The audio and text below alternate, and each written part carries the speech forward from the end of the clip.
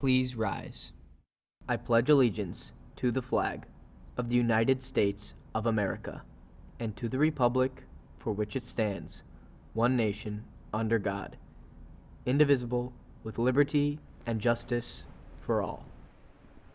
Happy Monday, Geneva. I'm Eliza Peters. And I'm Izzy Schamberger, and coming up on today's show, we have some more Mental Health Monday tips. We also take a look at one West Chicago teenager who has found a new perspective on life. Let's kick off this week of GTV right now.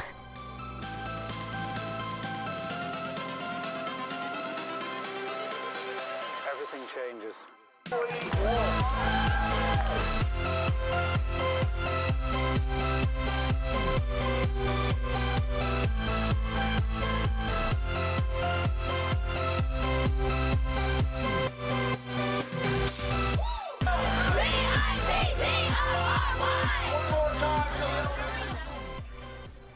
Welcome back, Geneva. Here are your morning announcements for Monday, October 29th, 2018. To all girls interested in joining the girls' soccer team this spring, the coaches and staff would like to invite you all to the conditioning and training sessions after school starting Wednesday. The sessions will be running from 3 to 4 p.m. upstairs on the indoor track. Everyone is welcome, and they hope to see you there. And if you're looking to join a sport but soccer isn't for you, then the gymnastics team might be for you. There is an informational meeting on October 31st in room EE184. All are welcome to come and stop by, so be sure to attend and get involved with the most flexible team at Geneva. Last week, the GTV studio was busy with many of us making movies, PSAs, and news and sports stories. Absolutely, Lizzie. And here is the news story, which the team consisted of myself, Carly Rasmussen, Tessa Block, and Braden Fells. Let's take a look.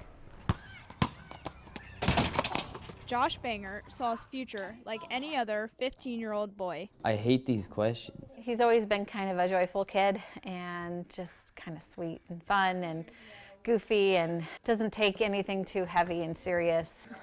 Just taking it. Most days I go and play basketball either in my driveway or at the school.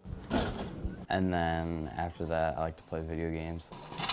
But soon, Josh's picture-perfect world would become unclear. I'm sorry. He was playing a basketball game, and after the game he said, "Hey, my vision in my left eye, it's kind of blurry." And he just more or less said, "Well, I think it's just that I'm dehydrated."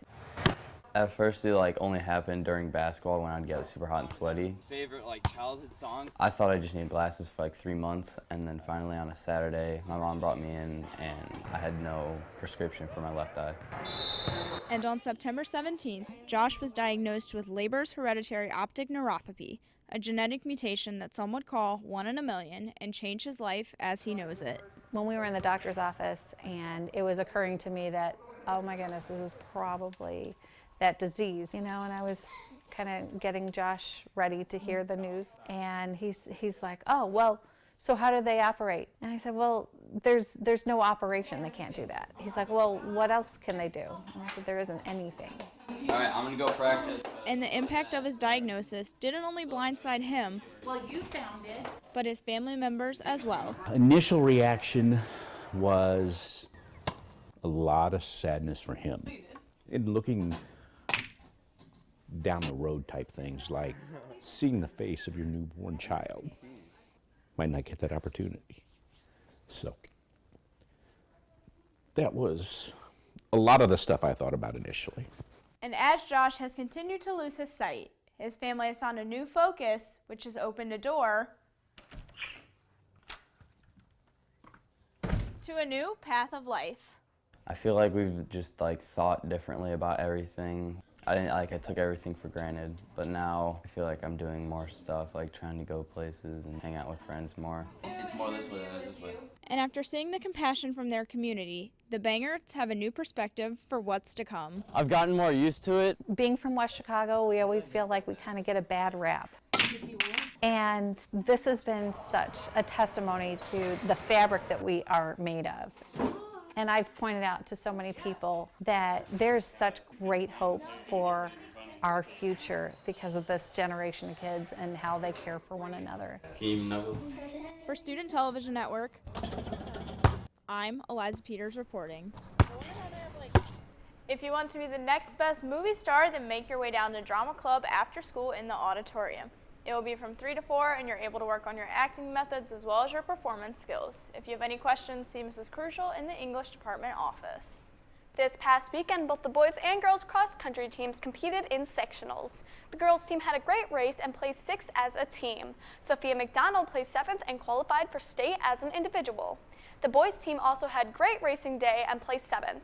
They were led by Ryan Credell, Ben Klasinski, and Kellen Cesaroni, who all qualified for state. Congratulations, cross-country.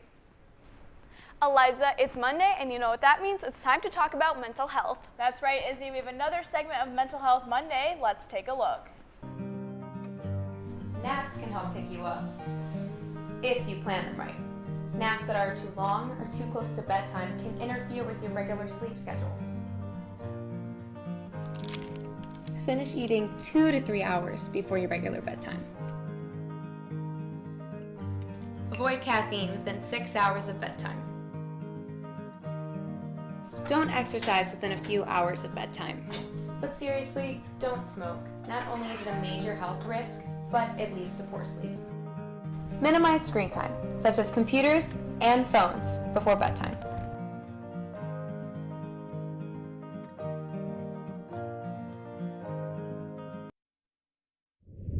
Here's 3 to know before we go. Girls basketball tryouts are from 3 to 5 today after school. Congratulations to the members of the cross-country team that qualified for state. And finally, it is Mental Health Monday, so make sure to get plenty of sleep and take care of your mental health this week. Well, Geneva, that looks like it is all the news we have for you today. I'm Izzy Schamberger. And I'm Eliza Peters. Have a great Monday, Geneva.